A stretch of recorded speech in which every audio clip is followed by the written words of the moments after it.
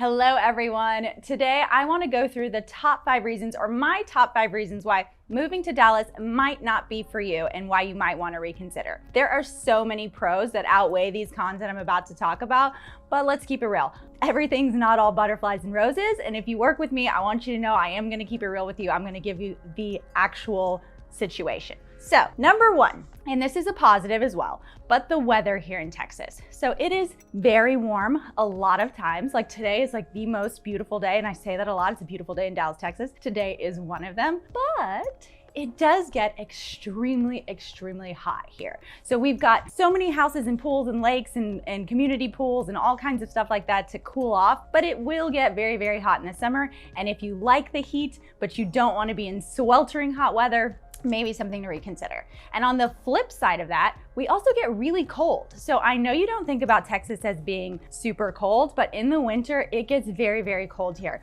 We have ice storms, we have snowstorms. So it's definitely not a place where you don't have all of the seasons and the weather, because we do. We have a lot of cold weather as well. And on top of that, we get really crazy storms. So we have hailstorms. So having a garage here is really important. So a lot of other places, I've been looking at Florida real estate recently, and a lot of places don't have a garage. And I just think that is crazy, because in Texas, we have really crazy weather. So you want to protect your car or anything with a garage, because hail can take out an entire golf course. It'll wreck your car. Okay, so that is a situation. It's never happened to me.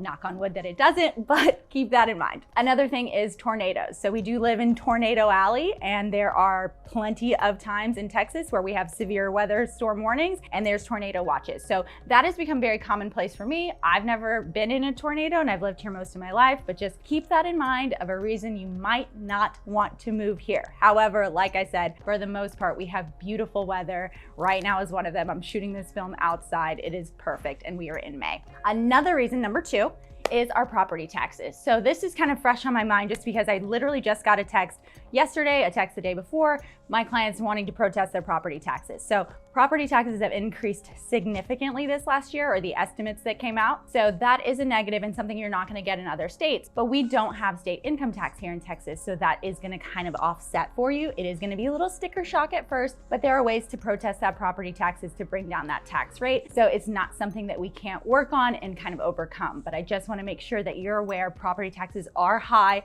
compared to the rest of the country. Another thing is, number 3, public transportation. If you're used to living in a metropolitan area that has a lot of public transportation, it's super easy. You're gonna go over to Jen's house, you're just hopping on the train, you're gonna be there in 20 minutes. That is not exactly how we do it here. So we do have public transportation, we have a DART rail system, we do have like a bus system, which is all called the DART. It's just not heavily used by a lot of people. It's more of kind of a need to get to work. Maybe you have a really long commute, that type of thing, but it's not kind of your everyday, I'm just gonna pop over to a friend's house, I'm gonna grab the bus, anything like that. That's not really what we do here.